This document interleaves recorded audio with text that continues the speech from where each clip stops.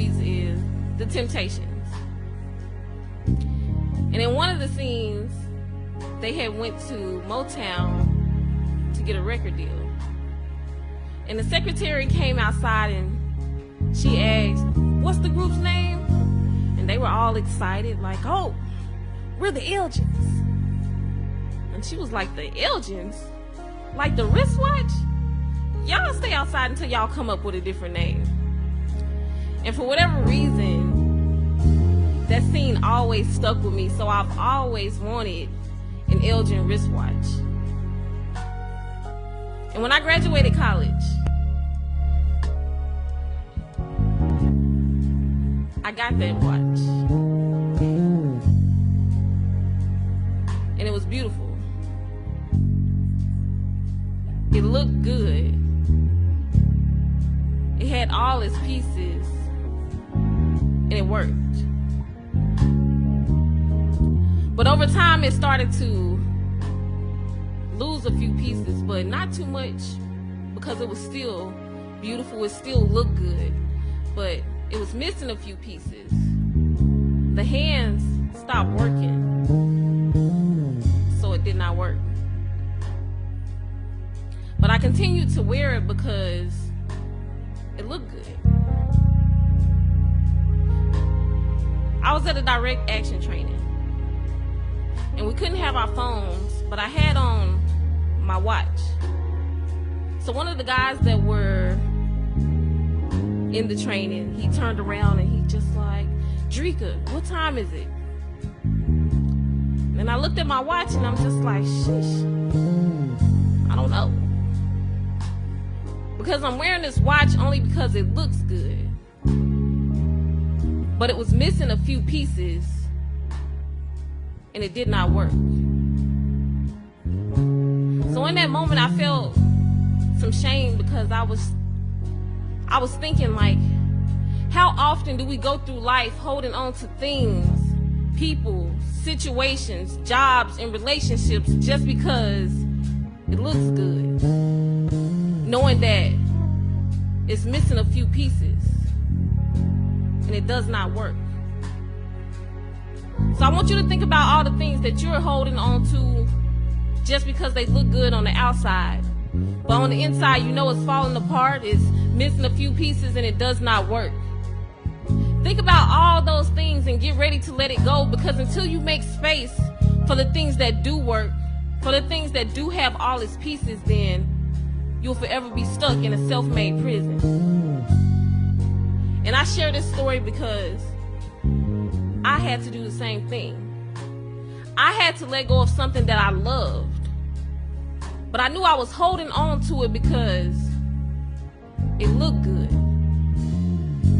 But on the inside, it was missing a few pieces, and it did not work.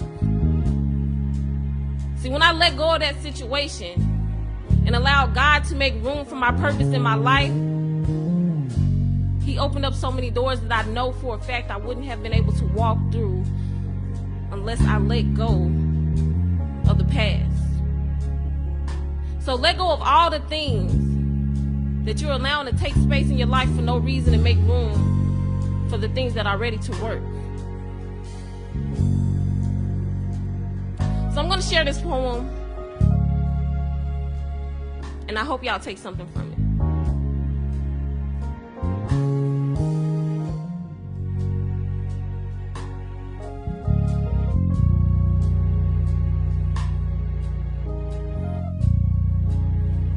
When I pull up to the prison to visit my brothers, I can't help but cry. As I take in the scenery, a long gravel road, and how disgusting it feels to have to be pat down.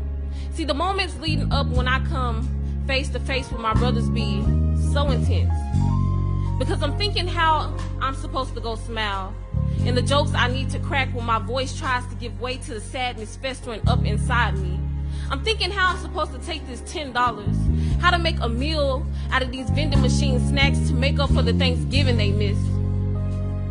And I know if I'm feeling that sad, I can only imagine the pain they feel when I turn my back to go enjoy my freedom.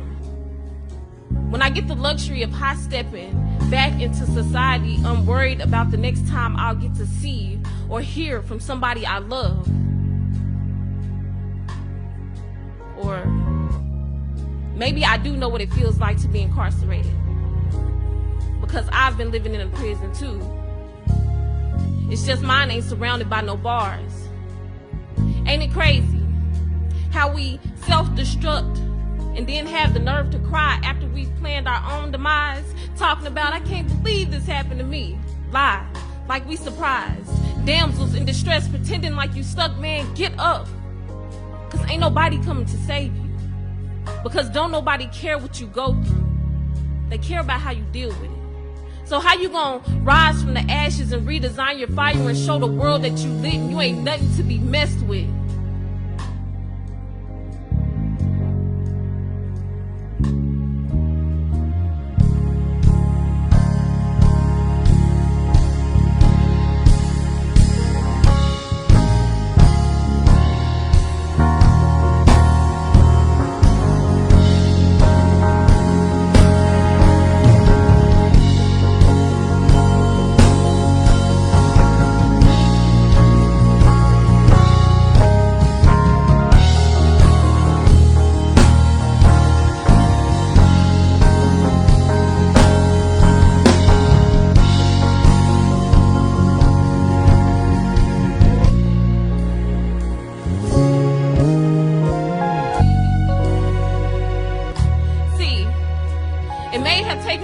To realize that toxic in relationship ain't synonymous, that verbal abuse in marriage ain't synonymous, that physical abuse in marriage ain't synonymous, that infidelity in marriage ain't synonymous. See, wouldn't wish on my enemy the pain I felt, steadily hollering for help, but I was the only one who could save myself. See, I put my pain in a book and I let the abuser write the forward. How the hell was I supposed to heal when I was living in a hell, surrounded by these imaginary gates, like his words kept me in place? Like, bitch, I have you replaced. Somebody waiting to take your spot anyway. See, I remember the days of trying to slice him down with my words so that he felt the same kind of hurt that he forced on me. But wouldn't you believe that being verbally abusive back to him didn't do a damn thing for me? I still felt low and used. Couldn't help but think that since high school I was being groomed. See, a relationship with a narcissist is a whole different ball game. And the honest to God truth, I would not sit here and lie to you, but some days I wished he would die. I even fantasized about my own death, because it seemed like no choice I made was gonna make me happy, leave, or stay. I couldn't wait for the day that I came out on the other side, and I pray to God it don't take you 7 tries to realize that person ain't for you. You keep praying for a sign, just go with your intuition and first line. See, I had to step back, dig deep, and pray the same prayer over and over again for God to save me. I'm here to tell you that the only way to heal is to move on.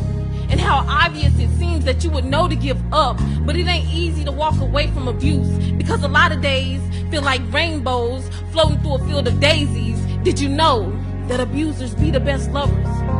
Because they make you feel high and lifted.